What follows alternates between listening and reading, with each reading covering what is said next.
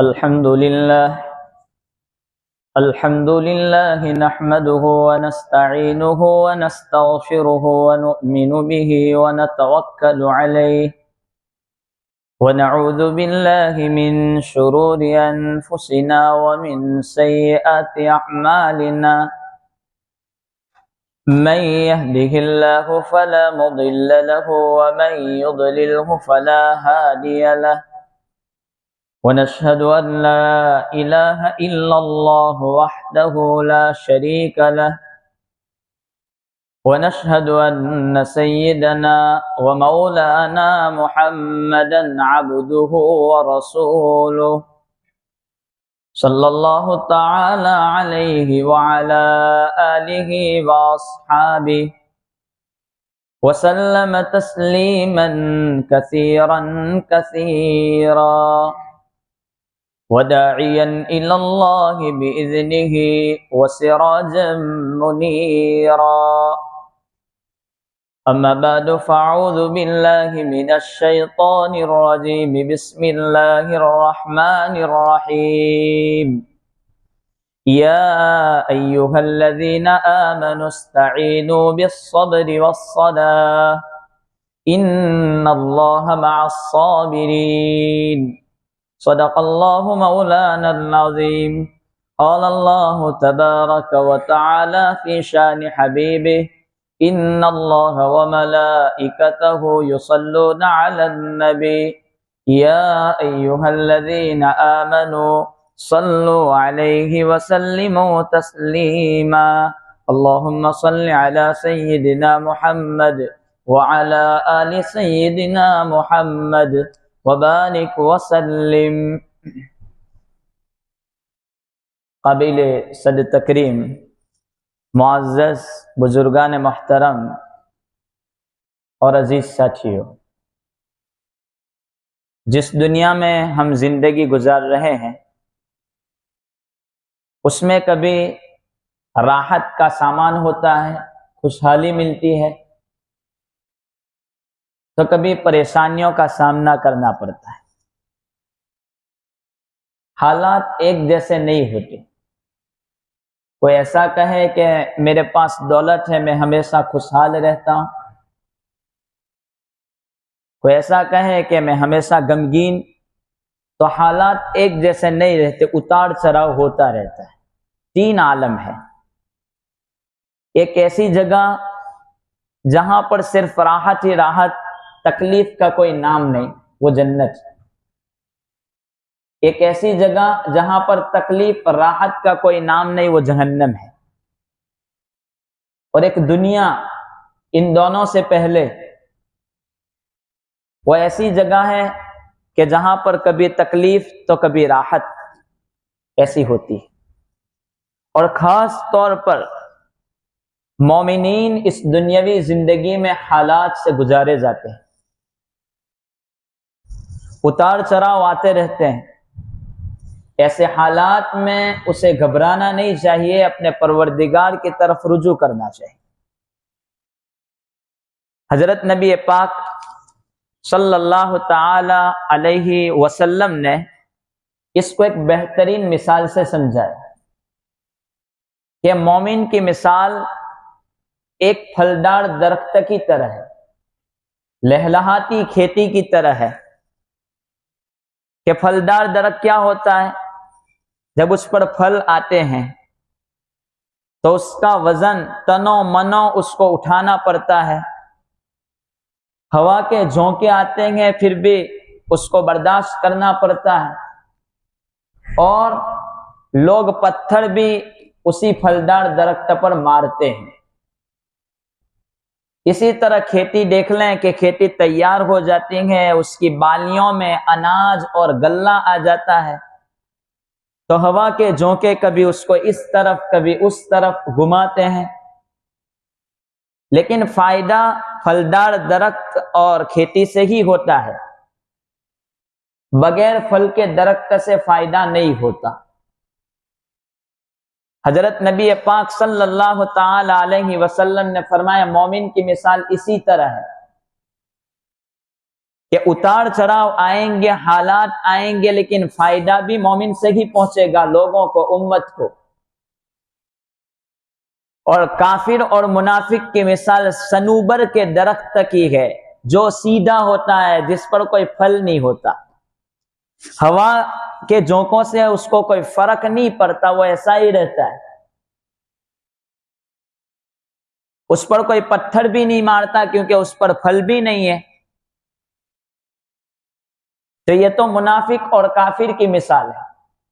بلکہ ایک حدیث میں تو نبی پاک صلی اللہ تعالی علیہ وسلم نے ارشاد فرمایا کہ اگر مومن ایک سرنگ زمین کے اندر بنا لے، سرنگ یا لومڑی اس کے بل میں، شیار اس کے رہنے کی جگہ میں، اس کے بل میں مومن بندہ اگر گھس جائے تو اللہ تبارک و تعالی وہاں پر بھی ایسے لوگوں کو پیدا کر دے گا جو اس کو وہاں تکلیف پہنچائیں گے۔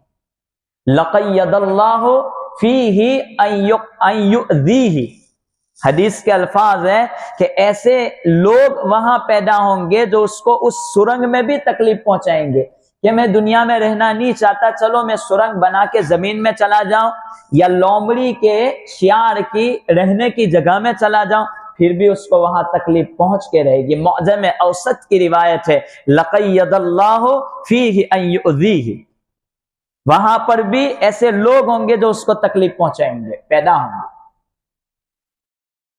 تو حالات تو ایسے اتار چڑھاؤ، کبھی گھریلو حالات، تو کبھی سماج اور معاشرے کی طرف سے یا گھر کے باہر ملکی حالات آتے رہتے ہیں۔ اور سب سے زیادہ حالات ان لوگوں پر آتے ہیں جو سب سے زیادہ اللہ تبارک و تعالیٰ کے مقرب ہوتے ہیں، اللہ تبارک و تعالیٰ کے نزدیک سب سے زیادہ جن کا مقام ہوتا ہے۔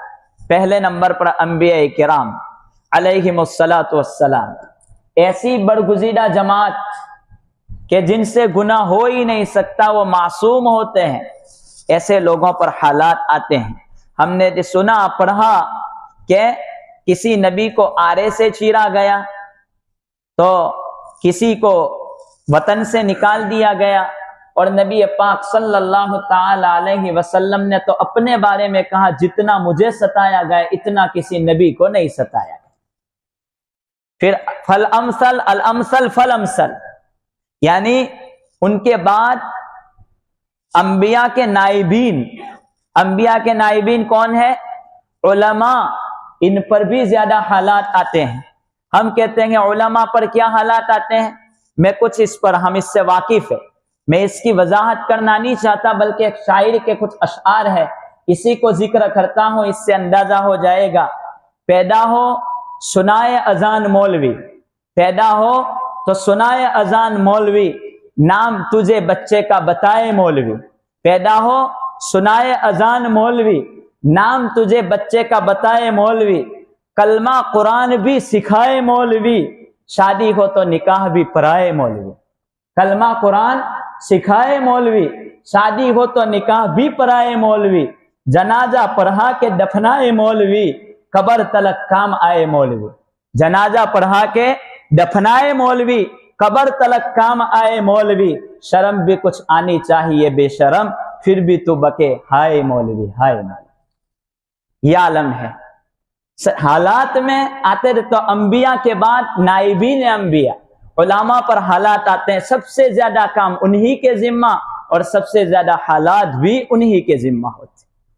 جس قوم کا رہبر، مجھے اس مضمون پر زیادہ گفتگو نہیں کرنی ہے، مجھے تو اپنا مضمون پر چلنا ہے، لیکن اور میں ایسا نہیں کہتا کہ میری ناقدری میں عام بات کرتا ہوں، علماء کے ساتھ ہمارا رویہ کیا ہے۔ جس قوم کا رہبر کہ اس کی ناقدری کی جاتی ہے، وہ قوم کبھی ترقی نہیں کر سکتی۔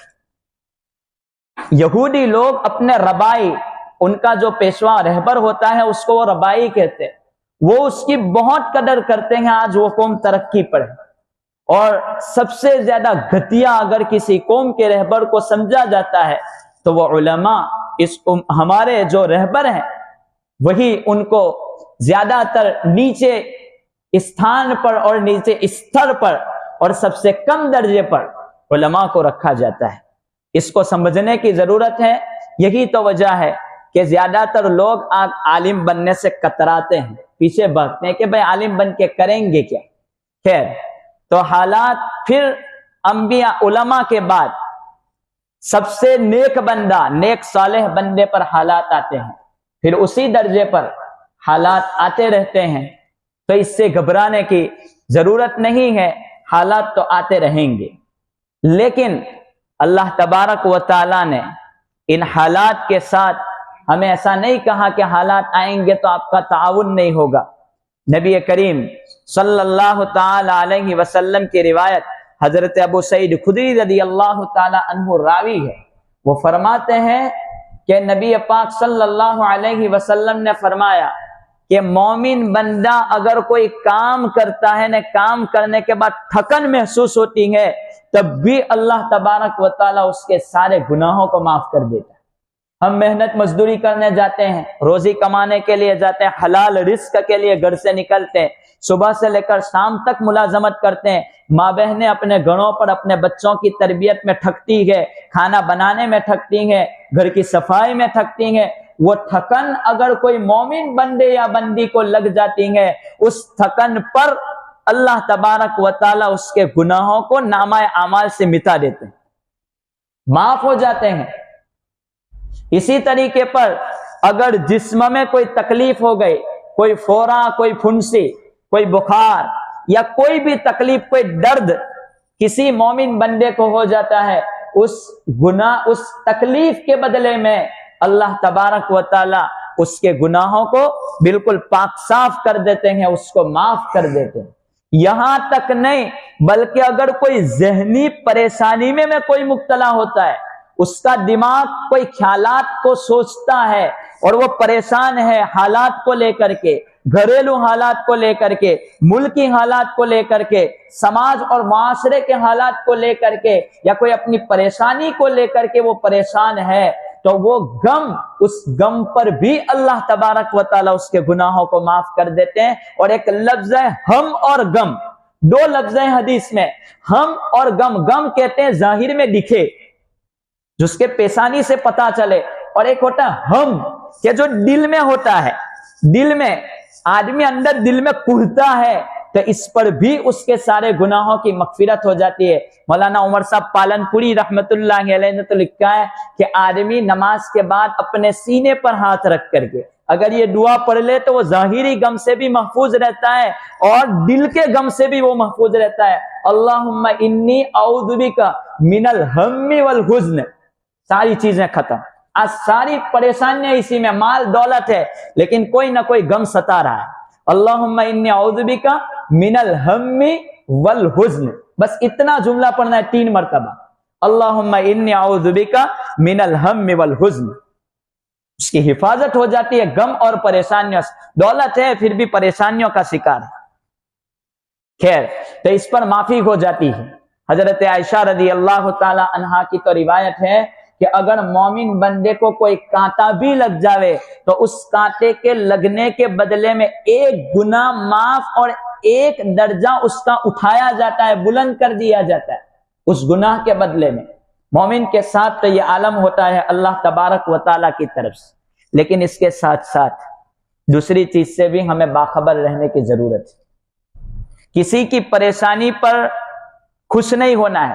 آج کل عالم یہی ہے، کسی کو ایکسیڈنٹ ہوا یا کوئی پریشانی ہوئی، کسی کے لڑکی کا طلاق ہو گیا یا کوئی جوڑا آیا اس کے مناسب اور کسی نے انکار کر دیا، تو لوگ اس پر خوشیاں مناتے ہیں. حدیث کے الفاظ ہیں اگر کسی کی پریشانی پر کوئی بندہ خوش ہوتا ہے اللہ تبارک و تعالی اس پریشان بندے کی پریشانی کو تو دور کر دیتے ہیں، لیکن جس پریشانی پر بندہ خوش ہوتا ہے اللہ تبارک و تعالی اس کو اس میں مبتلا کر دیتے ہیں. ہم خوش کا کسی کا ایکسیڈنٹ ہوا تھا کہ اچھا ہوا، کسی کے تجارت میں نقصان ہوا تو ہم کہتے ہیں اچھا ہوا، وہ لائق تھا اس بات کا. یہ چیزیں اس سے بچنے کی ضرورت ہے. تو یہ کہ آدمی کسی کی تکلیف پر خوش نہ ہو. ہاں یہ بھی نہیں کہ مومن کے درجات بلند ہوتے ہیں تو آدمی یہ سوچے کہ میرے پاس پریشانی آنی چاہیے، نہیں، دعا یہ کرے کہ اللہ تبارک و تعالیٰ میں کمزور بندہ ہوں، میں تجھے امتحان نہیں دے سکتا، تو میرا امتحان مت لے، تو مجھے معاف کر دے۔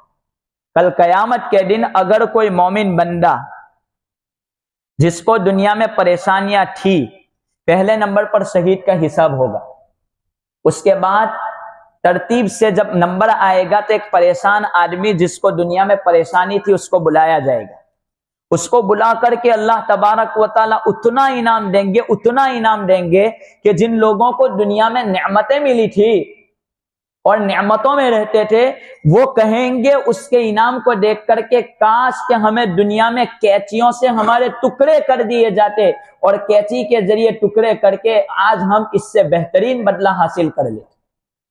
وہ یہ تمنا کریں گے، لیکن پھر کچھ نہیں ہو سکتا۔ اللہ تبارک و تعالیٰ دنیا کی ایک ایک تکلیف پر جنت کا سامان تیار، استحضار کی ضرورت ہے کہ کوئی بھی تکلیف ہو دھیان رکھیں کہ میرا رب مجھے دیکھ رہا ہے، مجھے اس پر جنت کا انعام اور یہ چیزیں ملے گی۔ حضرت ام سلیم رضی اللہ تعالی عنہا، یہ حضرت انس ابن مالک رضی اللہ تعالی عنہ کی والدہ ہے۔ حضرت انس ابن مالک رضی اللہ تعالی عنہ وہ صحابی ہے جنہوں نے 120 سال کی عمر پائی ہے۔ حضرت نبی پاک صلی اللہ تعالی علیہ وسلم نے ان کے لیے برکت کی دعائیں دی تھی۔ لوگ سال میں ایک مرتبہ فصل اور کھیتی کاٹتے ہیں، ان کی برکت کی وجہ سے ان کی برکت کی دعا جب نبی پاک صلی اللہ علیہ وسلم نے دی، حضرت انس ابن مالک کی کھیتی سال میں 2 مرتبہ آتی تھی اور 2 مرتبہ کاٹتے تھے۔ حضرت انس ابن مالک، انہوں نے حضرت نبی پاک صلی اللہ علیہ وسلم کی خدمت کی ہے۔ حضرت انس ابن مالک رضی اللہ تعالیٰ عنہ نے جب ہجرت کر کے حضور مدینہ پہنچے تو انس ابن مالک کی والدہ ام سلیم ان کو لے کر کے گئی، یہ چھوٹا سا بچہ ہے، ذہین ہے، آپ ان کو خدمت میں رکھیں، کام آئے گا۔ چنانچہ انس ابن مالک کو خدمت کے لیے حوالے کر دیا۔ لیکن ام سلیم جو ہے ان کی والدہ، وہ حضرت نبی پاک صلی اللہ تعالی علیہ وسلم کی ایک ایک بات کو لکھتی تھی، نوٹ کرتی تھی، یاد رکھتی تھی۔ ام سلیم، ایک مرتبہ ایک عورت نے، صحابی عورت رضی اللہ تعالی عنہا نے ایک سوال کر لیا، واللہ کے رسول، اگر کسی عورت کے 3 بچے بلوغت سے پہلے انتقال کر جائے، بالغ ہونے سے پہلے کسی عورت کے 3 بچے انتقال کر جائے تو اس کا انعام کیا ملے گا؟ نبی پاک صلی اللہ تعالی علیہ وسلم نے فرمایا گناہ معاف ہو جائیں گے، جنت میں انعام ملے گا، اس کو جنت ملے گی۔ پھر کہا کہ اگر 3 نہیں 2 بچے بلوغت سے پہلے انتقال کر جائے تو کہا اس کو بھی جنت ملے گی۔ اور پھر وہ پوچھتی ہے کہ اگر ایک بچہ کسی کا ایسا ہو کہ جس کا انتقال ہو جائے بلوغت سے پہلے تو ماں باپ کو کیا ملے گا؟ کہا کہ جنت ملے گی اور اس کے گناہ معاف کر دیے جائیں گے۔ پھر بھی تو ام سلیم نے یہ بات لکھ لی، یاد رکھی اپنے لیے۔ ایک مرتبہ ان کا بیٹا چھوٹا سا وہ بیمار ہو گیا، تو بیمار بہت زیادہ تھا۔ جب بھی ابو طلحہ گھر سے باہر جاتے آتے واپس پوچھتے طبیعت کیسی ہے، خبر کیسی ہے، تو کہتی کہ اچھا ہے، بیمار ہے، پریشانی ہے۔ ایک مرتبہ کہیں باہر تشریف لے گئے تھے ابو طلحہ، کچھ دیر کے بعد جب آئے تو ان کے بیٹے کا انتقال ہو چکا تھا۔ تو حضرت ام سلیم نے یہ کیا کہ بیٹے کو برابر لٹا دیا، ایسا لگے کہ گویا وہ سویا ہوا ہے۔ گھر میں ابو طلحہ آئے تو پوچھا کہ بیٹے کا کیا عالم ہے؟ کہا کہ وہ عافیت کے ساتھ، چونکہ اب تکلیفیں ختم ہو گئی تھی اور موت کے بعد تو کوئی تکلیف ہے ہی نہیں، تو کہا عافیت کے ساتھ ہے۔ تو وہ سمجھ گئے کہ چلو اچھا ہے، اس کی بیماری اور پریشانی دور ہو گئی۔ تو ام سلیم نے اچھے کپڑے پہنے، اپنے شوہر کے پاس آئے، رات کے وقت پوری رات انہوں نے گزاری اور ملاقات بھی ہوئی۔ صبح کے وقت میں حضرت ابو طلحہ کو بتلایا کہ جاؤ بیٹے کی جنازے کی نماز پڑھو اور اس بیٹے کو دفن کر دو۔ ابو طلحہ چونک گئے کہ پوری رات بیٹے کو جنازے کے عالم میں سلائے رکھا اور تو نے مجھ سے ملاقات کی ایسے عالم میں، اور صبح میں یہ بات مجھے بتلا رہی ہے۔ کہا کہ چلو حضور کے پاس جاتے ہیں۔ نبی پاک صلی اللہ تعالی علیہ وسلم کے پاس دونوں گئے۔ حضرت ام سلیم اور ابو طلحہ رضی اللہ تعالی عنہ جا کر کے پورا واقعہ سنایا۔ ام سلیم نے کہا وہ اللہ کے رسول صلی اللہ علیہ وسلم میں نے آپ سے ایک بات سنی تھی کہ جو کوئی صبر کر لیتا ہے اپنے بیٹے کے بلوغت سے پہلے انتقال پر صبر کر لیتا ہے اللہ جنت دیتے ہیں، تو میں نے ہائی واویلا نہیں کیا، میں نے صبر کر لیا اور میں نے اپنے شوہر کے حق کو ادا کر دیا۔ یہ اللہ کے رسول میں تو اس لیے صرف کیا تھا، حضور صلی اللہ علیہ وسلم نے فرمایا آج سے دن گنتے جاؤ، یہ آپ نے رات کو جو ملاقات کی اس سے آپ دن گنتے چلے جاؤ، جو بھی بچہ پیدا ہوگا اللہ اس کو برکت عطا فرمائیں گے اس میں۔ چنانچہ وہ بیٹا پیدا ہوا، اس کا نام انہوں نے رکھا عبداللہ ابن ابو طلحہ رضی اللہ تعالی عنہ، وہ سب سے بڑا محدث اور فقیہ بنا ہے۔ خلاصہ کلام یہ کہ دنیا کی کوئی بھی تکلیف اور مصیبت پر بندے مومن صبر کر لیتا ہے تو اللہ تبارک و تعالی اس کو بہترین بدلہ عنایت فرماتے ہیں۔ تو قرآن کریم کی ابتدا میں نے آیت خطبے میں پڑھی، یا ایھا الذین آمنوا استعینوا بالصبر والصلاۃ، او مومن بندو تمہارے اوپر حالات آ جائیں، پریشانیاں آ جائیں، تکلیفیں آ جائیں، گھریلو باہر کی کوئی بھی پریشانی، اپنوں کی غیروں کی، ان تمام چیزوں میں آپ دو کام کر لینا، اپنے آپ میں صبر کو لازم پکڑنا، صبر کے ساتھ کام چلا لینا، اور نماز کے ذریعے اپنے پروردگار کے قریب ہو جانا۔ یہ دوسرا کام کر لینا۔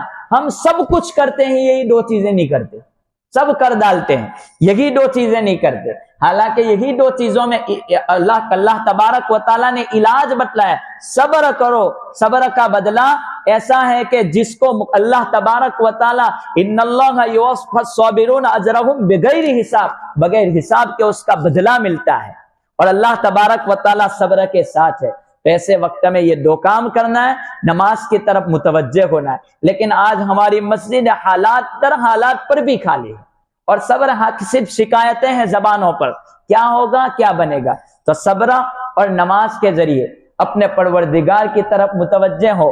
قرآن کریم آگے بیان کرتا ہے قیامت تک کی باتیں۔ قرآن صرف صحابہ کے لیے نہیں تھا، ایک قرآن نے ایک بات بتلا دی، وَلَنَبْلُوَنَّكُمْ بِشَيْءٍ مِّنَ الْخَوْفِ، آئے گے حالات تم پر خوف کے ذریعے، خوف، لوگ تم پر خوف برپا کریں گے، ڈر جائیں گے تم کو، من الخوف والجوع، کبھی بھوک سے تم کو ترپایا جائے گا، وَنَقْصٍ مِّنَ الْأَمْوَالِ، مالوں کی کمی ہو جائے گی۔ مالوں کی کمی ہم کہتے ہیں کیسے؟ ہم سوچتے ہیں نوکریاں نہیں ملتی ہے، ملازمت ملتی نہیں ہے، یہ بھی ایک مالوں کی کمی میں سے۔ کہا کہ اتنی ڈگری حاصل کی، اتنے بڑے مقام پر پہنچے، آخر وجہ کیا ہے؟ وجہ یہی ہے کہ میں مسلمان ہوں۔ وَنَقْصٍ مِّنَ الْأَمْوَالِ، قرآن نے کہہ دیا ہے، یہ لوگ نہیں کرتے، یہ قرآن کا فیصلہ ہے، ہوگا، یہ تم کو آزمایا جائے گا۔ وَنَقْصٍ مِّنَ الْأَمْوَالِ، مالوں کی کمی کے ذریعے۔ یہ قرآن جب بھی آپ پڑھو گے، جس زمانے میں پڑھو گے اس زمانے کی قرآن ترجمانی کر دے گا۔ وَنَقْصٍ مِّنَ الْأَمْوَالِ، جس زمانے میں آج مال کے اعتبار سے کمی، ملازمت کی کمی، وَنَقْصٍ مِّنَ الْأَمْوَالِ وَالْأَنفُسِ وَالثَّمَرَاتِ، نفسوں کے ذریعے مارا جائے، حالات آ جائے، پھلوں کی کمی، یہ تمام چیزیں جس زمانے میں، جس حالات میں صحابہ کے زمانے میں قرآن پڑھتے تھے تو وہ چیز تھی۔ آج قرآن پڑھے تو ایسا لگے کہ آیت آج کے لیے اتری۔ تو یہ قرآن کریم کی مختصر آیت ہے جس کا میں نے ترجمہ اور احادیث میں نے چند باتیں آپ حضرات کے سامنے رکھی کہ حالات آئے تو دو کام کریں، صبر سے کام لیں اور نماز کی طرف متوجہ ہوں۔ اللہ تبارک و تعالی ہم تمام کو ان باتوں پر عمل پیرا ہونے کی توفیق عطا فرمائے۔ آمین، وآخر دعوانا الحمدللہ رب العالمین۔